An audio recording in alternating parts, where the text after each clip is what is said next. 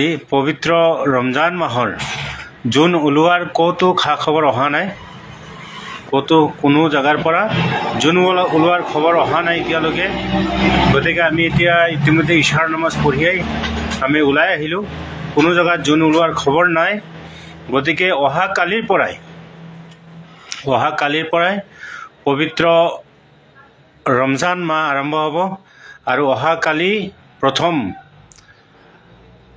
ৰমজানৰ তাৰাবি পঢ়া হ'ব ইনশাআল্লাহ। ইশাৰ নামাজৰ পাছত যি 20 ৰাকাত তাৰাবি আছে অহা কালিৰ পৰাই পঢ়া হ'ব ইনশাআল্লাহ।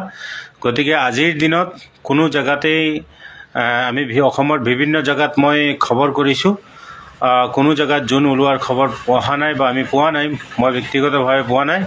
গতিকে মোক ব্যক্তিগতভাৱে ইতিমধ্যে আপোনালোকে যিকেইজনে মোক ফোন কৰিছে, কেইবাজনে ফোন কৰিছে ঢকুৱাখানাৰ পৰা, জোনাইৰ পৰা, আমাৰ ঢেকীয়াজুলিৰ পৰা কেইবাজনে ফোন কৰিছে। আলহামদুলিল্লাহ, আপোনালোকক মই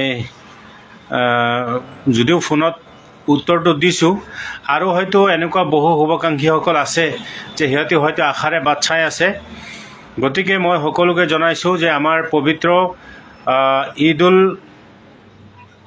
মই বাৰে বাৰে ঈদ ক'ব বিচাৰিছোঁ, কাৰণ কি জানে, ৰমজান মাহ আহিলে মানে মনত এক উগুল থুগুল পৰিৱেশ সৃষ্টি হয়। প্ৰতিজন মমিনৰ মনৰ মাজত এক নম্ৰতা, সহনশীলতা এটা গা কৰি উঠে। সকলোৰে মনত এটা ভাতৃত্ববোধ জাগি উঠে। গতিকে যে কি নহওক, মই সকলোকে জনাইছোঁ যে আমাৰ পবিত্ৰ তাৰাবিহৰ নামাজ অহা কালিৰ পৰাহে পঢ়া হ'ব ইনশাআল্লাহ। তাৰাবিৰ নামাজ অহা কালিৰ পৰা পঢ়া হ'ব।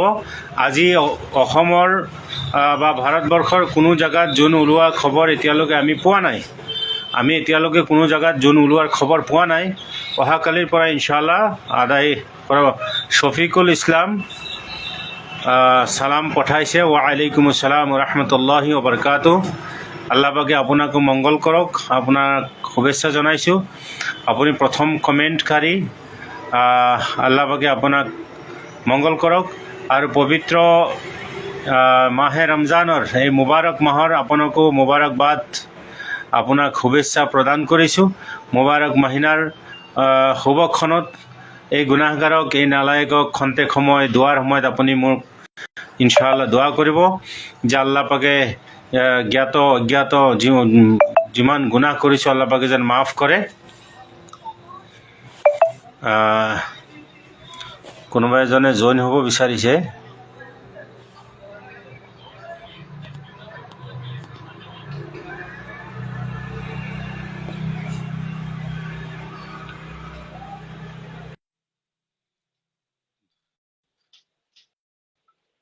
সাফিৰ উদ্দিন, মাশাআল্লাহ।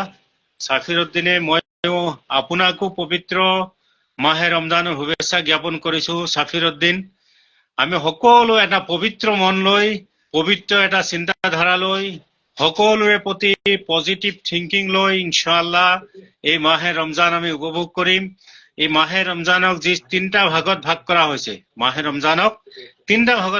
হৈছে, প্ৰথম হ'লগে ৰহমত। এই ৰহমতৰ দ্বাৰা উম্মতে মুছলিমা, উম্মতে তামাম জীৱ জন্তু, মানুহ, বৃক্ষ, গৰু, তৰু, লতা, যত সৃষ্টিজীৱী আছে সকলোৰে লগত আমি যত সম্ভৱ আমি ইনশাআল্লাহ ৰহমতৰ মুআমালা কৰিম, মৰমৰ মুআমালা কৰিম। যদি আপুনি মই মৰমৰ মুআমালা কৰোঁ, আল্লাহ পাকে আমাৰ লগত মৰমৰ মুআমালা কৰিব, আল্লাহ পাকে আমাক ৰহমতৰ মুআমালা কৰিব, দয়াৰ মুআমালা কৰিব। গতিকে সাফিৰ উদ্দিন ভাই সাহেব, আপোনাৰ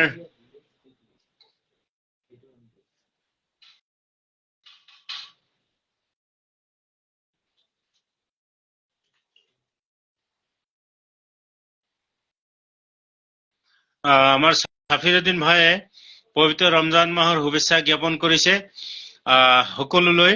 লগতে আমিও আপোনালৈ শুভেচ্ছা জ্ঞাপন কৰিছোঁ। আপোনাকো পবিত্ৰ মাহে ৰমজানৰ প্ৰতিটো পল, প্ৰতিটো অনুপল আল্লাহ পাকে সুখী কৰক, আৰু প্ৰতিটো পল অনুপলে যেন আমি আল্লাহৰ ধ্যান আৰু ধাৰণাত থাকিব পাৰোঁ, তাকে কামনা কৰিছোঁ। আমাৰ আজাদ কামাল কি লিখিছে, সানা বিদায়, সানা বিদায়, দৰুদ দোয়া, মাসুৰা বিদায়। আহ সানা বিদায়, দৰুদ দোয়া, মাসুৰা বিদায়। মই বুজি পোৱা নাই আপুনি কি ক'ব বিচাৰিছে। আমাৰ আজাদ আবুল কালাম আজাদ চাহাব, আপোনাৰ কথাখিনি মই ভালকে বুজি পোৱা নাই। নজৰুল ইছলাম, আপোনাক মই জইন কৰিবলৈ চেষ্টা কৰিছিলো, কিন্তু জইন কৰিব নোৱাৰিলো। পবিত্ৰ ৰমজানেৰ মুবাৰক হুজুৰ। হা, আপোনাকো জনাইছো পবিত্ৰ মাহে ৰমজানৰ আপোনাকো শুভেচ্ছা জনাইছো, আৰু যিসকলে চাই আছে সকলোকে পবিত্ৰ মাহে ৰমজানৰ শুভেচ্ছা জনাইছো। নুৰ ইছলাম সাহাব, আপোনাকো বহুত বহুত বহুত শুভেচ্ছা জনাইছো। আল্লাহ পাকে এই পবিত্ৰ মাহে ৰমজানৰ আপোনাৰ প্ৰতিটো কাম, প্ৰতিটো কৰ্ম আল্লাহ পাকে সুখময় কৰক, শান্তিৰ, আৰু সকলোৱে মিলি জুলি আমি যেন ইবাদত কৰিব পাৰো, আল্লাহৰ ৰজামন্দি আমি হাসিল কৰিব পাৰো। বিশেষভাৱে পবিত্ৰ মাহে ৰমজানক যি তিনিটা ভাগত ভাগ কৰিছে আল্লাহ পাক ৰব্বুল আলমিনে কৈছে যে প্ৰথম ভাগটো ৰহমত, তাৰ পিছত হলগে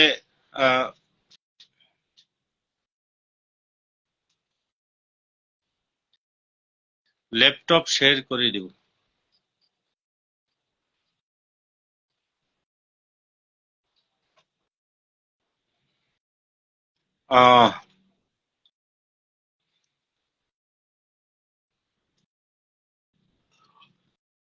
যে কি নহওক, মই কৈ আছিলো যে আমি যি পবিত্ৰ মাহে ৰমজানক আল্লাহ পাকে তিনিটা ভাগত ভাগ কৰি প্ৰথম ভাগটো কৈছে ৰহমত। প্ৰথম ভাগটোত আমি যেন সকলোৱে ৰহমত আমি উপভোগ কৰিব পাৰো, আৰু আমি নিজে উপভোগ কৰাৰ লগতে আল্লাহৰ ওচৰত আমি ৰহমতৰ কাৰণে আৰ্জি পেশ কৰিম, দোৱা আল্লাহৰ ওচৰত বিচাৰিম। লগতে মোৰ কৰ্মৰাজিৰ দ্বাৰাও, মোৰ চিন্তাধাৰা, মোৰ কৰ্মৰাজি, মোৰ মানে কি কয় এক্টিভিটিছৰ দ্বাৰাও যেন মই ৰহমতৰ মুআমালা কৰো। মোৰ ঘৰত যিজন কাম কৰা মানুহ আছে, বা মই যদি এজন হাজিৰা লগাইছো, মই যেন তাৰ লগত ৰহমতৰ মুআমালা কৰো, তাৰ কাৰণে অকণমান যেন তখফিফ কৰি দিওঁ। তাৰ কাৰণে কামটো যদি সি আনদিনাখন 8 ঘণ্টা কৰিছিলে, মই ৰোজাৰ মোহব্বতত, ৰোজাৰ দয়াত তাৰ ওপৰত যেন মই 7 ঘণ্টা কৰি দিওঁ।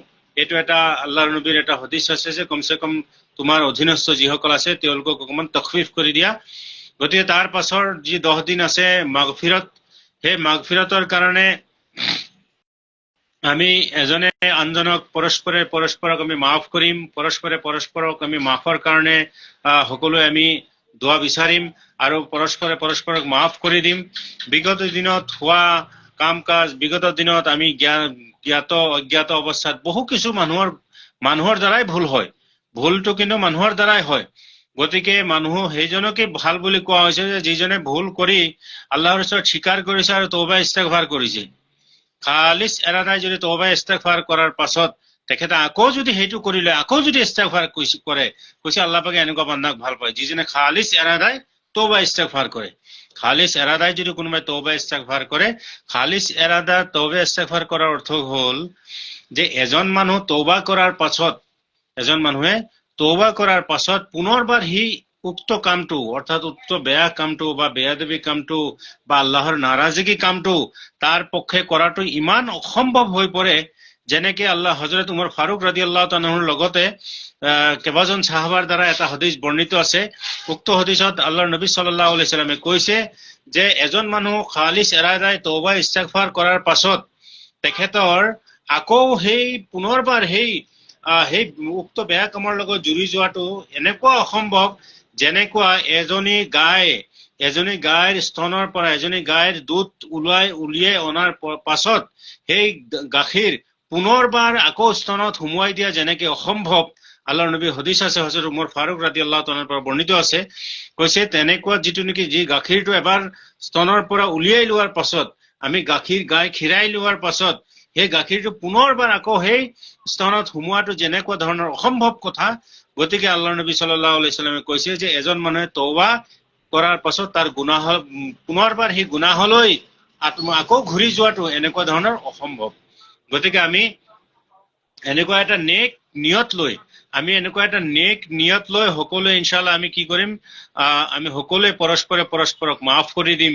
বিগত দিনত কথাৰ দ্বাৰা আমি কৰ্মৰ দ্বাৰা হওক, আমাৰ ক্ষুদ্ৰ ক্ষুদ্ৰ এক্টিভিটিছৰ দ্বাৰা হওক, আমাৰ চাল চলনৰ দ্বাৰা হওক, মোৰ দৃষ্টিৰ দ্বাৰা হওক, মোৰ কৰ্ণৰ দ্বাৰা হওক, মই যিমান ধৰণৰ জ্ঞাত অজ্ঞাত ভুল বেয়াদবি কৰিছো, আল্লাহ পাকে যেন সকলোকে মাফ কৰি দিয়ে, এই এৰাদা লৈ আমি কি কৰিব লাগিব? পৰস্পৰে পৰস্পৰক মাফ কৰি দিব লাগিব। আৰু মাফ কৰাটো আল্লাহ পাকেও কৈছে যে লা তাকনাতু মিৰ ৰাহমাতিল্লাহ ইন্নাল্লাহ ইয়াগফিৰুজ যুনুবা জামিআ।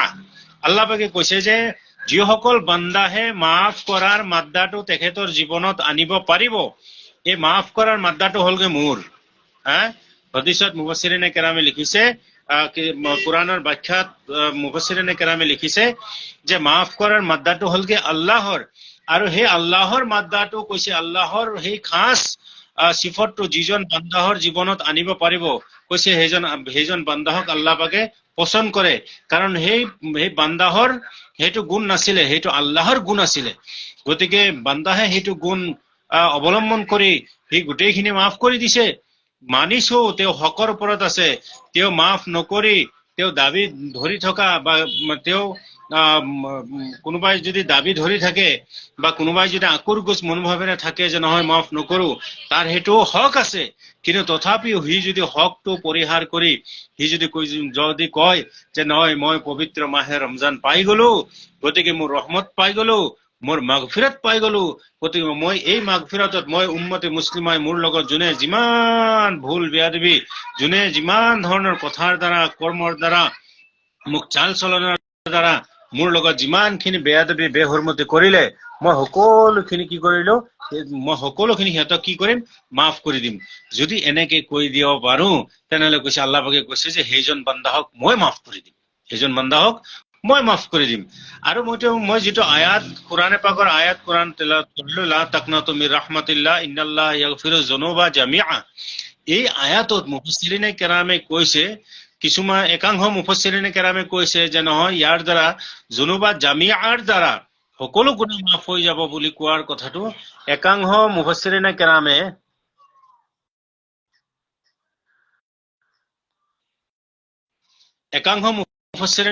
কৈ আছে, একাংশ মুফাসসিৰিনে কেৰামে কৈছে যে তাৰ অকলে গুনাহে কবিৰা সগিৰাটোহে মাফ কৰা হ'ব। আৰু একাংশ উলামা মুফাসসিৰিনে কেৰামে কৈছে যে মাফ কৰাটো সেইটো আল্লাহে নিজৰ স্পেচিয়েলি তেখেতে নিজে ৰাখিছে।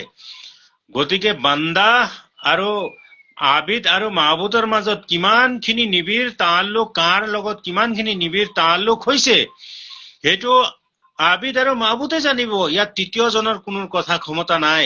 এজন কবিৰাৰ ওপৰতো যদি আৰু কোনো গুনাহ আছে, তেওঁ সেইটো কৰিও পেলাইও যদি তেওঁ যদি তেখেতৰ মাহবুদক ইমান আজিজি, ইমান ইনকেচাৰি, ইমানখিনি সৰু হৈ, ইমান নম্ৰ হৈ, ইমান একেবাৰে নিজকে নিশেষ কৰি আল্লাহৰ কদমত পৰি পেলাই যদি সি মাফ খোজে, তেনেহলে কোৱা হৈছে সেই মাহবুদে, সেই আল্লাহ ৰাব্বুল আলামিনে তাক মাফ কৰি দিব পাৰে।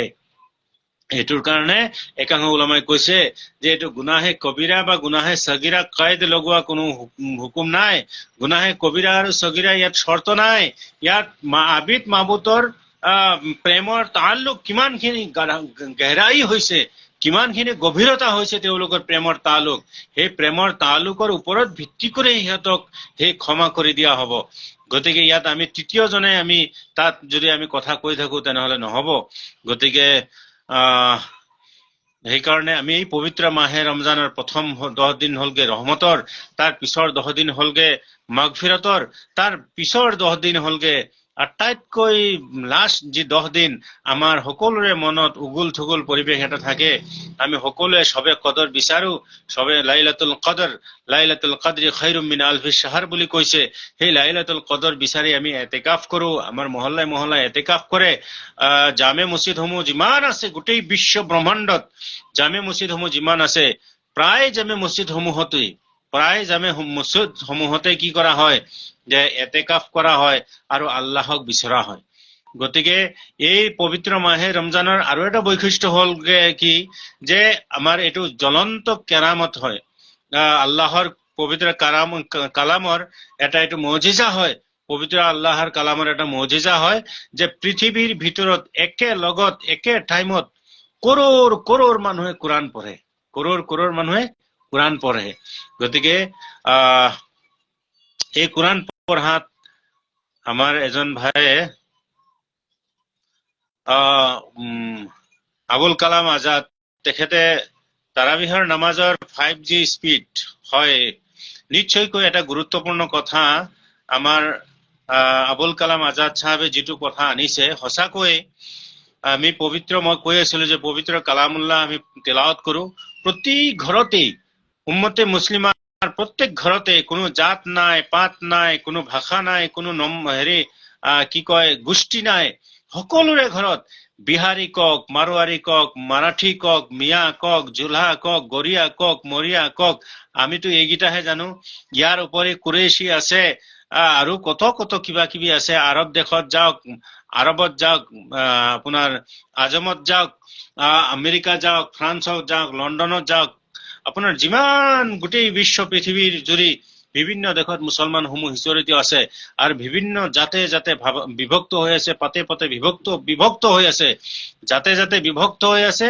আৰু পাতে পাতে বিভক্ত হৈ আছে ইয়াৰ পাছতো কিন্তু কলিমা এটা লা ইলাহা ইল্লাল্লাহ মুহাম্মাদুৰ ৰাসূলুল্লাহ সেই সূৰা ফাতিহাও এটা বিসমিল্লাহিৰ ৰহমানিৰ ৰহিম আলহামদুলিল্লাহি ৰাব্বিল আলামিন আর রহমানির রহিম মালিক ইয়াউমিদ্দিন إياك نعبد وإياك نستعين اهدنا الصراط المستقيم صراط الذين أنعمت عليهم غير المغضوب عليهم ولا الضالين এই সূরা ফাতিহাও এটা গোটেই পিছত কোনোবা বিহাৰীও পঢ়িছে সূৰা ফাতিহা এইটো কোনোবা গৰিয়াও পঢ়িছে এই সূৰা ফাতিহা এইটো কোনোবা সিলেটিও পঢ়িছে এইটো সূৰা ফাতিহা কোনোবা নোয়াখালীয়া এইটোৱে পঢ়িছে কোনোবা আমেৰিকানো এইটোৱে পঢ়িছে কোনোবা অষ্ট্ৰেলিয়ানো এইটোকে পঢ়িছে সকলোৰে এটাই কাম্য সকলোৰে এটাই উদ্দেশ্য যে পবিত্ৰ ৰমজান মাহত কোৰআন পঢ়া হওক কোৰআন পঢ়া হওক কোৰআন পঢ়া হওক কাৰণ পবিত্ৰ কোৰআন শৰীফ এই সূৰা পবিত্ৰ কোৰআন শৰীফ এখন এই পবিত্ৰ মাহে ৰমজানতেই পূৰ্ণতা লাভ কৰা হৈছিল পবিত্ৰ মাহে ৰমজানতেই পবিত্ৰ কোৰআন নাজিল হৈছিলে আৰু এই পবিত্ৰ কোৰআনতে 23 বছৰৰ শেষত লাষ্টত যেতিয়া নেকি পূৰ্ণাংগ ৰূপ ধাৰণ কৰিছিলে আৰু পবিত্ৰ মাহে ৰমজানতেই ইয়াৰ পূৰ্ণাংগ প্ৰদান কৰা হৈছিলে গতিকে এই পবিত্ৰ মাহে ৰমজানৰ এক অন্য বৈশিষ্ট্য হল যে এই পবিত্ৰ যি মাহসমূহ আছে ইছলাম ধৰ্মাৱলম্বীসকলৰ যি মাহ 12টা মাহ আছে মুহৰৰম সফৰ ৰবিউল আউয়াল ৰবিউল সানি জমাদিল আউয়াল জমাদি সানি ৰজব শাবান শাওয়াল কি কয় ৰমজান শাওয়াল জুলকাদা জুলহাজ্জা যিমান মাহসমূহ আছে এই গোটেই মাহসমূহৰ ভিতৰত আল্লাহ পাক এই মহত্ব এই স্পেশাল আল্লাহ পাকে ৰমজান মাহত ৰাখিছে যে পবিত্ৰ মাহে ৰমজান আল্লাহ পাকেৰ স্পেশাল মাহ আৰু কৈছে যে ওয়ানা আজিজি বিহি বা ওয়ানা হাদিসত আহিছে যে ইয়াৰ বদলা মই নিজে দিম বা মই নিজেই ইয়াৰ বদলা দুই ধৰণে ইয়াৰ ব্যাখ্যা আছে যে ইয়াৰ বদলা মই নিজে আৰু এক লাইনত মুফাসসিৰিনে কেৰামে কৈছে যে ইয়াৰ বদলা মই নিজে বা ইয়াৰ বদলা মই নিজেই দিম গতিকে দুই ধৰণে আপুনি ক'ব পাৰে গতিকে আমি যিজন মহান আল্লাহ পাক ৰব্বুল আলামিনক আমি পাবৰ কাৰণে আমি গোটেই মাহ জোৰা কোৰআন পঢ়িলো আৰু আমি কি কৰিলো ৰোজা ৰাখিলো আমি তাৰাবি পঢ়িলো আমি লাইলাতুল কদৰ পাবৰ কাৰণে আমি ৰাতি জাগৰণ থাকিলো উদযাপন উপভোগ কৰিলো গতিকে এই পবিত্ৰ মাহে ৰমজানত আমি যেন তাৰাবি পঢ়ো কোৰআন পঢ়ো এই আমাৰ জনাব আবুল কালাম আজাদ সাহেবে কোৱাৰ নিচিনাকে আমি যেন সেই 5G তাৰাবি নামাজ নপঢ়ো 5G মানে 4G 5G স্পিৰিটত যেন আমি নামাজ নপঢ়ো যে 4G 5G স্পিৰিটৰ নামাজৰ মানে অৰ্থ কি আমি বহু সময়ত মোবাইলত দেখিছো যে নামাজ যে পঢ়িছে নিয়ত মানি আল্লাহু আকবার আলহামদুলিল্লাহ রাব্বিল আলামিন রহমানির মালিক ইয়াউমিদ্দিন ইয়াকা না'বুদু ওয়া ইয়াকা নাস্তাঈন ইহদিনাস সিরাতাল মুস্তাকিম সিরাতাল লাযিনা আন'আমতা আলাইহিম গায়রিল মাগদুবি আলাইহিম ওয়ালাদ-দাল্লিন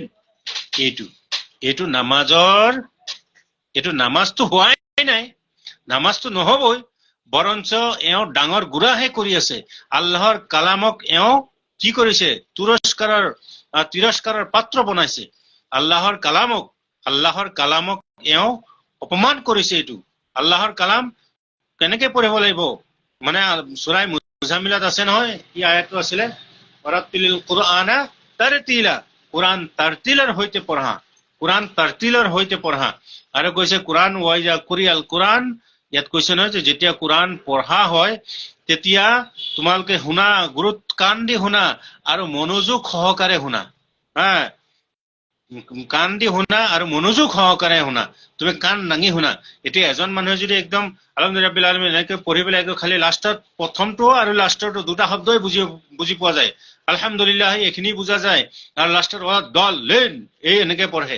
গতিকে এনেকুৱা ধৰণৰ কোৰাণ পঢ়ি এইটো সোৱাবটো দূৰৰ কথা, বৰঞ্চ মইতো ডাঙৰ মুহাক্কিক নহয় বা মই তেনেকুৱা কোৰাণ হাদিছৰ বিশাৰদ নাজানো, মই ইফতাৰ বিষয়ে ইমান বিশাৰদ নহয়।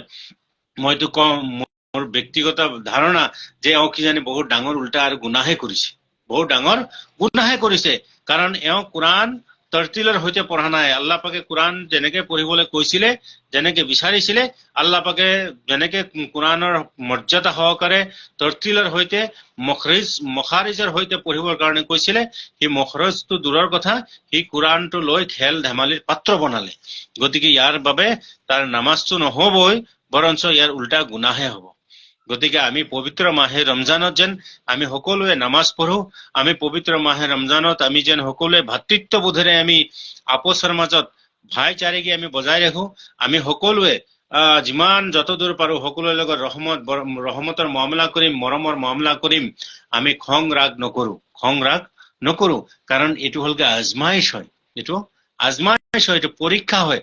আল্লাহ পাকে যেন আপোনাক মোক এই পবিত্ৰ মাহে ৰমজান দিছে, এইটোতে এটা ডাঙৰ কথা।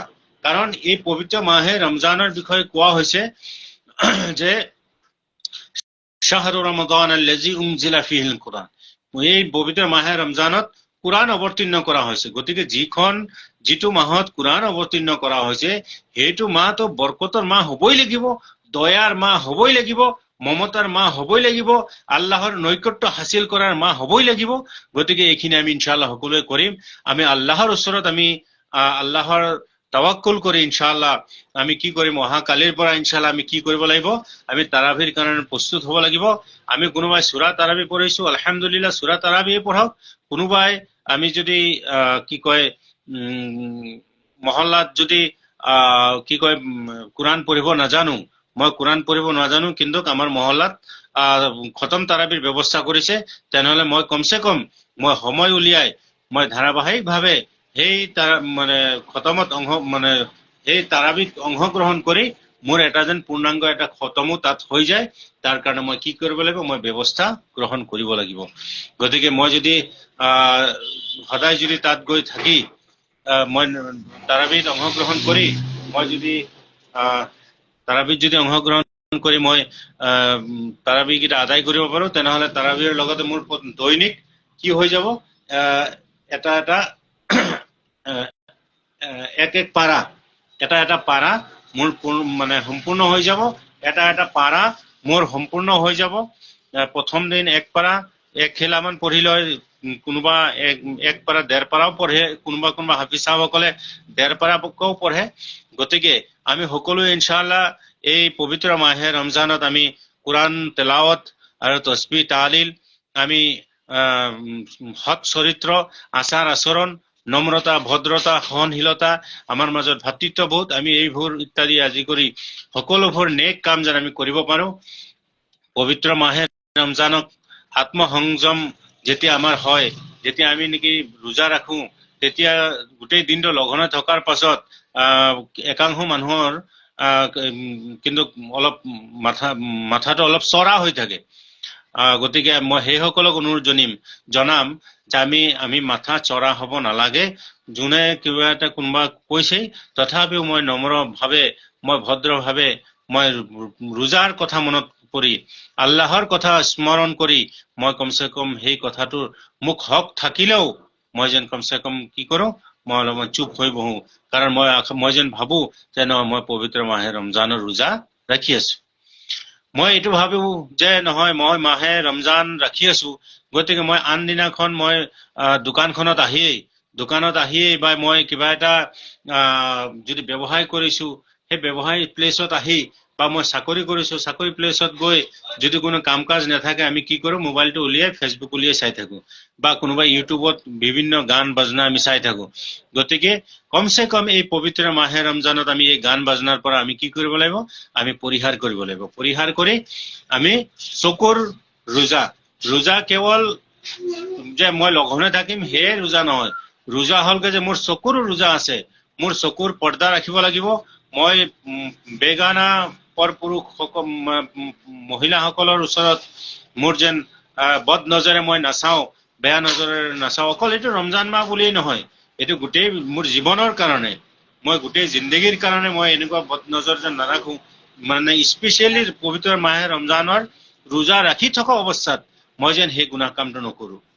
কাৰণ নহলে ৰোজা হালকা হৈ যাব, নহলে ৰোজা হালকা হৈ যাব, ৰোজা পাতল হৈ যাব। ৰোজাৰ যিখিনি গম্ভীৰ্যতা, ৰোজাৰ যিখিনি নেকি নেকি আছে, সেই নেকিৰ পৰা আপোনাৰ হয়তো পাল্লাটো কিছু কমি যাব। গতিকে ঠিক তদ্ৰূপ মোৰ এইখন আল্লাহ নবীৰ এটা হদিছ আছে যে যিজনে দুই ভৰিৰ মাজ অংশ, যিজনে দুই ভৰিৰ মাজ অংশ আৰু দুই হুটৰ মাজ অংশ অৰ্থাৎ জিভা আৰু চৰমগাহ, জিভা আৰু গুপ্তাংগ, এই দুটা বস্তুৰ যোনে নেকি হেফাজতৰ জিম্মেদাৰী লব, তাক জান্নাতৰ যোৱাৰ জিম্মেদাৰী মই ল'ম। আল্লাহ নবী সাল্লাল্লাহু আলাইহি সাল্লামে কৈছে, আল্লাহ নবী সাল্লাল্লাহু আলাইহি সাল্লামে কৈছে যে যিজন বান্দাই জিবাহৰ হেফাজত কৰিব আৰু গুপ্তাংগৰ মানে কি কৰিব, হেফাজত কৰিব, আল্লাহ পাকে সেইজন বান্দাহৰ জান্নাতত যোৱাৰ ব্যৱস্থা কৰিব। গতিকে এই মুখতে কোৱা হয় যে কথাতে বতা পায়, কথাতে গটা খায়, কথাতে বতা পায় আৰু কথাতে গটা খায়। গতিকে মানে বঁটা পোৱা, যিটো বঁটা পাওঁ আমি প্ৰাইজ কিন্তু আমি সেই মুখৰ কাৰণেই পাওঁ।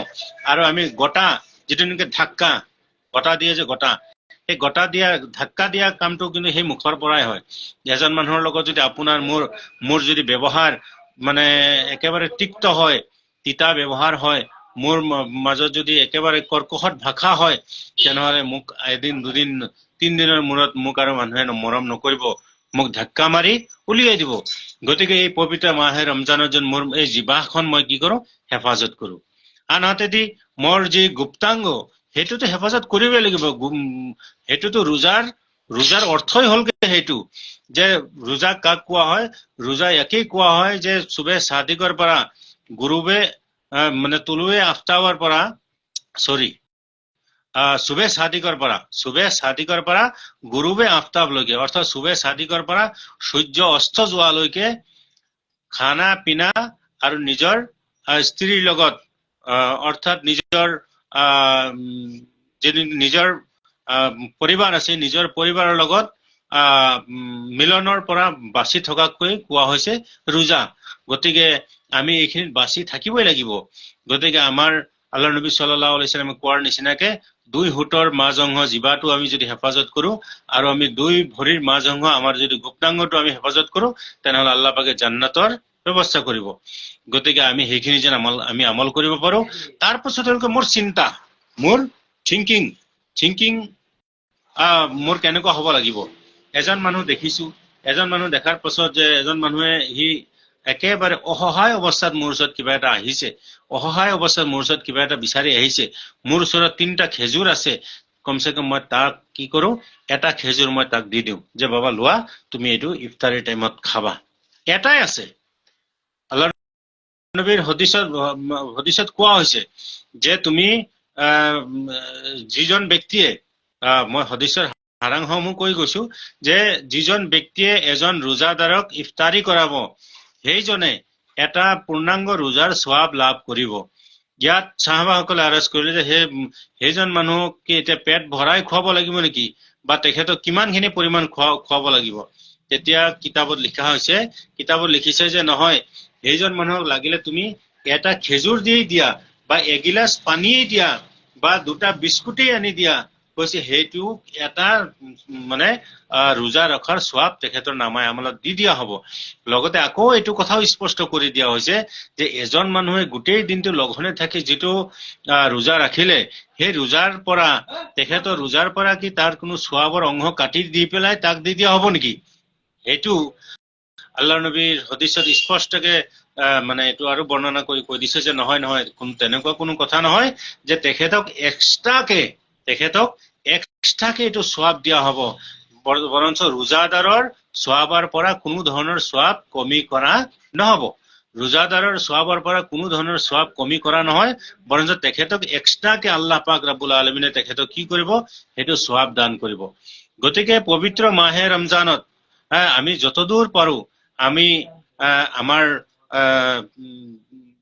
মই কৈ আছিলো যে আমাৰ মানসিকতাও সদায় সহনশীল হ'ব লাগিব, দয়াশীল হ'ব লাগিব, মৰমশীল হ'ব লাগিব। আমাৰ স্নেহ, আদৰ, সাদৰ, ভদ্ৰতা আমি ইত্যাদি বজাই ৰাখিব লাগিব। আমাৰ পবিত্ৰ মাহে ৰমজানত বিশেষভাৱে ৰোজা ৰখা অৱস্থাত আমাৰ ভাষাৰ, আমাৰ থিংকিং, আমাৰ চিন্তাধাৰাটো আমি সদায় ভাল চিন্তা কৰিব লাগিব। আমি কাৰোবাক ঠগবাজি কৰা, আমি কাৰোবাক প্ৰতাৰণা কৰা, আমি কাৰোবাৰ লগত প্ৰবঞ্চনা কৰা, এনেকুৱা ধৰণৰ চিন্তাধাৰাৰ পৰা আমি পৰিহাৰ কৰিব লাগিব। এইটো কেৱল পবিত্ৰ মাহে ৰমজানৰ কাৰণেই নহয়, ইছলামতো এইখিনি কথা হৰ হালততেই আমি আমল কৰিব লাগে। হৰ হালততেই এজন মানুহ প্ৰতাৰণা কৰা, চুৰি কৰা, এইবোৰ সকলো সময়তে মানে নাজাইজ কাম, গুনাহৱালা কাম।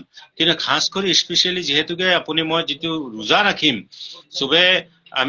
চবে চাদিকৰ পৰা গুৰুবে আফতাৰলৈকে আমি যিহেতুকে ৰোজা আদায় কৰি আছো, গতিকে এইটো সময়ত কমচে কম আমাৰ দ্বাৰা যেন অন্য আৰু এনেকুৱা ধৰণৰ কোনো পাপ কাম নহওক, সেইকাৰণে মই স্পেচিয়েলি কৈছো যে আমি আমাৰ চিন্তাধাৰাবোৰ কি হ'ব লাগিব, আমাৰ মৰমশীল হ'ব লাগিব।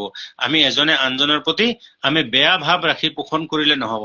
এজন চাহে হিন্দুৱেই হওক, এজন মুছলমানেই হওক, এটা কুকুৰেই হওক, এটা ছাগলীয়েই হওক, আল্লাহৰ সৃষ্টিজীৱী অন্য যিকোনো জানুৱাৰেই হওক, এটা কুকুৰ দেখিছো, সেই কুকুৰটোক মোৰ ওচৰত আহিছে, অহাৰ লগে লগে মই শিলগুটি এটা লৈছো, সেই কুকুৰ এটা আহিছে বুলি যদি মই ফৰমুঠি মাৰি তাৰ ভৰিত মাৰি দিওঁ, তাৰ ভৰিটো যদি ভাঙি যায়, গতিকে হয়তো কিমান যে গুনাহগাৰ মই আপুনি হম, সেইখিনি একমাত্ৰ আল্লাহ পাকে জানে।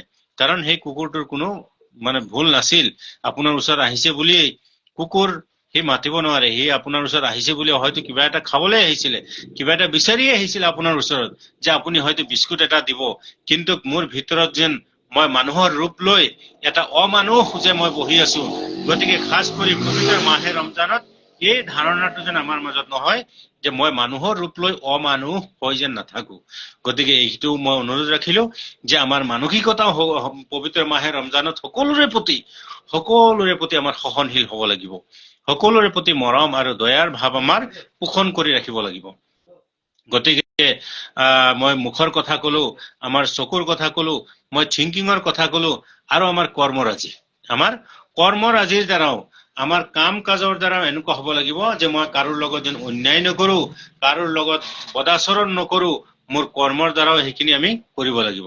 গতিকে পবিত্ৰ মাহে ৰমজানত আমি যেন কেৱল চুবে চাদিকৰ পৰা সূৰ্য অস্ত যোৱালৈকে আমি কেৱল লঘনে থকাটোকেই ৰোজা কয়, সেইটোৱে নহয়। আমাৰ অংগ প্ৰত্যংগ, আমাৰ দেহাৰ প্ৰতিটো অংগ প্ৰত্যংগ ইছলামৰ হুকুম মোতাবিক, ইছলামৰ নিৰ্দেশনা মতে আমি চলাৰ নামটোহে আচলতে কোৱা হৈছে ৰোজা। গতিকে এই পবিত্ৰ মাহে ৰমজানত আমি যেন সকলোৱে এজনে আনজনৰ প্ৰতি ভাতৃত্ববোধ আৰু মৰম চেনেহৰ মাজেৰে আমি কটাব পাৰো, আৰু যিমান পাৰো আমাৰ ইফতাৰত আমি মেহমানদাৰী কৰিম, চেহৰীৰ টাইমত আমি মেহমানদাৰী কৰিম। আৰু বিশেষভাৱে মই এটা অনুৰোধ ৰাখিম যে আমাৰ এই পবিত্ৰ মাহে ৰমজানত গোটেই বিশ্ব তথা গোটেই ভাৰতবৰ্ষ, খাস কৰি গোটেই ভাৰতবৰ্ষৰ আমাৰ অসমৰ যিমান মাদ্ৰাছাসমূহ আছে, মাদ্ৰাছাসমূহ বন্ধ থাকে, আৰু ডাঙৰ ডাঙৰ মাদ্ৰাছাসমূহত খানকা লাগি যায়, আৰু খানকাহৰ এতেকাফ কৰে, 40 দিনীয়া এতেকাফত বহি যায়। আৰু শিক্ষকসকলে, প্ৰায়বোৰ মাদ্ৰাছাৰ শিক্ষকসকলে মাদ্ৰাছাৰ বাৰ্ষিক যিটো বাজেট হয়, সেই বাজেটৰ পূৰণ কৰিবৰ কাৰণে কালেকশ্যনত ওলাই যায় আৰু কালেকশ্যন কৰে গোটেই বছৰটোৰ। বিশেষকে এটা টাইমে শিক্ষকসকলে ভালকে পায় যে সেইটো টাইমত সিহঁতি কালেকশ্যনত ওলাই যায়। এজন মানুহ মংগলদৈৰ পৰা লখিমপুৰত আহে, এজন লখিমপুৰৰ পৰা মানুহ এজন অৰুণাচলত যায়, এজন ধুবুৰীৰ পৰা মানুহ জোনাইত আহে, এজন মানুহ গোৱালপাৰাৰ পৰা মানুহ এজন চিলাপথাৰ আহে, অৰ্থাৎ বিভিন্ন জেগাৰ পৰা বিভিন্নজন মানুহ কোঅপাৰেশ্যন থাকে, অহা যোৱা কৰে, আৰু তাক মুছাফিৰ বুলি কোৱা হয়। গতিকে এই মুছাফিৰি হালাতত মুছাফিৰি হালাতত আল্লাহ পাকে এনেই কৈছে যে পবিত্ৰ মাহে ৰমজান বুলিয়েই নহয়, যিকোনো সময়ত মুছাফিৰ বেঘৰ এজন বেচাহাৰা মানুহক তুমি চাহাৰা দিয়া, বেচাহাৰা মানুহক এজন চাহাৰা দিয়া বহুত ডাঙৰ আজৰ বুলি কোৱা হৈছে। আৰু যদি এজন মুছাফিৰ হৈ থাকে আৰু ৰমজান মাহত হৈ থাকে, তেনেহলেতো আপোনাৰ বদৰ্জাই মানে আউলা তেখেতক আপুনি মই কি কৰিব লাগিব, মৰম কৰিব লাগিব, তেখেতৰ প্ৰতি আমি সহনশীল হ'ব লাগিব।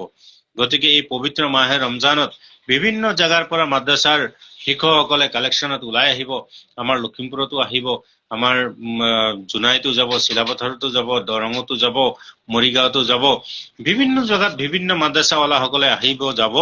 গতিকে সেইসকল যেতিয়া অহা যোৱা কৰিব, তেওঁলোকৰ প্ৰতি আপোনালোকে অকণমান সহনশীল হ'ব, আপোনালোকে অকণমান মৰম প্ৰদৰ্শন কৰিব বুলি মই আশা ৰাখিছো। পবিত্ৰ মাহে ৰমজানৰ যিমানবোৰ বৰ্ণনা আছে, যিমানবোৰ হদিছ আছে, এই হদিছসমূহৰ মই আশা কৰিম যে পবিত্ৰ মাহে ৰমজানক আচলতে ভিডিঅ'বোৰ বৰ দীঘলীয়া হ'লে আমাৰ উম্মতে শুনিবলৈ নিবিচাৰে, অকণমান আমনিদায়ক হৈ যায়। গতিকে মই আৰু বৰ বিশেষ দীঘলীয়া কৰিব নিবিচাৰো। মই বিশেষকৈ উম্মতে মুছলিমাক আকৌ শেষত এইটোৱে কৈছো যে অহা কালিৰ পৰা পবিত্ৰ মাহে ৰমজানৰ প্ৰথম তাৰাবি হ'ব অহাকালি ইনশাআল্লাহ। ইতিমধ্যে খবৰ পোৱা মতে আজি চৌদি আৰবত প্ৰথম তাৰাবি আৰম্ভ হৈছে। চৌদি আৰবত আজি প্ৰথম তাৰাবি, অহাকালি তেওঁলোকৰ প্ৰথম ৰোজা হ'ব। গতিকে অহাকালি দিন গৈ ৰাতি আমি প্ৰথম তাৰাবি পঢ়িম, আৰু আমাৰ প্ৰথম ৰোজা হ'ব আমাৰ অহা ছানডেৰ পৰা আমাৰ ৰোজা আৰম্ভ হ'ব ইনশাআল্লাহ। প্ৰথম ৰোজাটো আমাৰ ছানডে পৰিব। গতিকে প্ৰত্যেকেই ইনশাআল্লাহ এই পবিত্ৰ মাহে ৰমজানত আপোচৰ মাজত ভাতৃত্ববোধ বজাই ৰাখি নিজৰ ইবাদত বন্দগী কৰি উপাসনা কৰি আল্লাহক ৰাজি খুশি কৰক। আল্লাহৰ ৰাজি খুশি কৰিলে আপোনাৰ মোৰ কামিয়াবী হ'ব। আল্লাহৰ ৰাজি খুশি কৰিলে কৌমৰ মিল্লতৰ কামিয়াবীৰ ৰাস্তা খুলিব ইনশাআল্লাহ, আৰু সকলোৰে লগত ভাতৃত্ববোধ পোষণ কৰিব ইনশাআল্লাহ, আৰু দয়া সহনশীলতাৰে মৰম স্নেহৰ মাজেৰে সকলোৰে জীয়াই থাকক ইনশাআল্লাহ। তাকেই কামনা কৰিছো।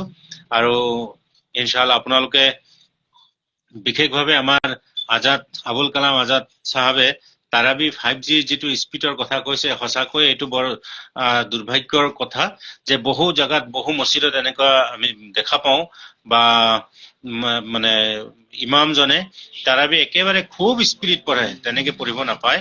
তেনেকে কোৰআন পঢ়া মানে কোৰআনৰ অপমান কৰা, আৰু তাত আপুনি সৱাব নাপায়, বৰঞ্চ গুনাহগাৰ হ'ব। গতিকে ইমান স্পীডত পঢ়িবলৈ নাপায়। কোৰআন তৰতিলৰ সৈতে পঢ়িব লাগে, মখৰজৰ সৈতে পঢ়িব লাগে। দৰমিয়ানী চাল আওসাত চাল বেহতৰীন চাল বুলি কোৱা হৈছে। গতিকে এটা দৰমিয়ানী লেহেজাত ইনশাআল্লাহ পঢ়ি যাব। কোনোবাই খতম তাৰাবিয়ে পঢ়াইছে বা সূৰা তাৰাবিয়ে পঢ়াইছে, দৰমিয়ানী লেহেজাত পঢ়ি যাওক ইনশাআল্লাহ। ৰাইজেও ভাল পাব, সকলোৱে পঢ়িব। আৰু নুৰ ইছলাম পবিত্ৰ ৰমজান মুবাৰকৰ আপুনি মুবাৰকবাদ জনাইছে, আৰু আমাৰ পবিত্ৰ ছাফিৰ উদ্দিন, আমাৰ শফিকুল ইছলাম, আবুল কালাম আজাদ, সকলোলৈ পবিত্ৰ মাহে ৰমজানৰ শুভেচ্ছা জনাইছো। আৰু মই গুনাহগাৰৰ কাৰণে আপোনালোকে দোৱা কৰিব ইনশাআল্লাহ।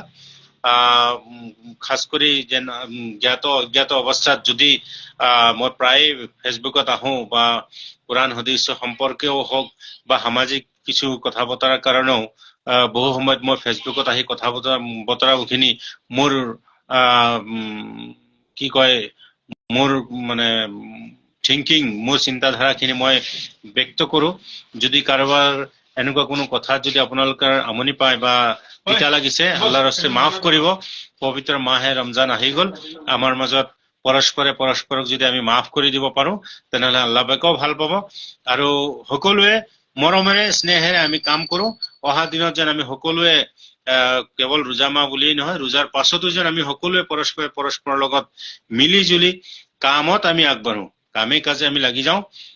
আমাৰ সমাজখন বহু পিছ পৰি আছে শিক্ষা দীক্ষাৰ ক্ষেত্ৰত। আমাৰ সমাজখন খুব এটা সমাজত দেখা যায় যে 2-4 মানুহে অলপ কনচিয়াছ, সিহঁতিহে অলপমান সচেতন, বাকী অধিকাংশ মানুহ বিজনেছ কৰিছে, কামাইছে, ব্যৱসায় কৰিছে, ঠিকাদাৰী কৰিছে, কামাইছে, ঘৰ বাৰী বনাইছে, গাড়ী ঘোঁৰা লৈছে, কিন্তু পঢ়া শুনাৰ ক্ষেত্ৰত যেন আমি আগবাঢ়িব লাগিব, এই কথাটোৰ প্ৰতি কিন্তু আমাৰ ইমান গুৰুত্ব নাই। গতিকে আমি সেই কথাটোৰ প্ৰতি আমি গুৰুত্ব দিব লাগিব। গতিকে এই পবিত্ৰ মাহে ৰমজানৰ কথাখিনিৰ লগত এইটো গুৰুত্ব দিছো। সকলোকে জনাইছো যে নিজৰ ল'ৰা ছোৱালীয়ে ভালকে পঢ়া শুনা কৰাই সমাজত প্ৰতিষ্ঠা কৰক। ভাল পঢ়া শুনা কৰা সমাজত প্ৰতিষ্ঠা কৰালেহে অহা দিনত আমি এই প্ৰতিযোগিতামূলক যিটো নেকি ছ'চাইটি, এই প্ৰতিযোগিতামূলক ছ'চাইটিত আপুনি মই স্থান পাম, আৰু নহলে অহা দিনত আমাৰ ল'ৰা ছোৱালীয়ে স্থান নাপাব। আমি যদি পঢ়া শুনা নপঢ়াই আঙুঠা ছাপ যদি বনাও, নিৰক্ষৰ হিচাপে যদি আমি দুনিয়াত প্ৰতিষ্ঠা কৰো, তেনেহলে অহা দিনত সিহঁতে দুনিয়াত চলিবৰ কাৰণে বৰ জটিল হৈ পৰিব। গতিকে আমি সেইখিনিকো লগতে কথা কলো। আৰু শেষৰবাৰ পুনৰবাৰ শফিকুল ইছলাম, ছাফিৰ উদ্দিন, আবুল কালাম আজাদ, নুৰ উদ্দিন সকলোকে পুনৰবাৰ পবিত্ৰ মাহে ৰমজানৰ শুভেচ্ছা জ্ঞাপন কৰিছো, মুবাৰকবাদ জ্ঞাপন কৰি মোৰ চমু দুআষাৰ ইমানতে শেষ কৰিছো। আসসালামু আলাইকুম ওয়া ৰাহমাতুল্লাহি ওয়া বাৰাকাতুহু।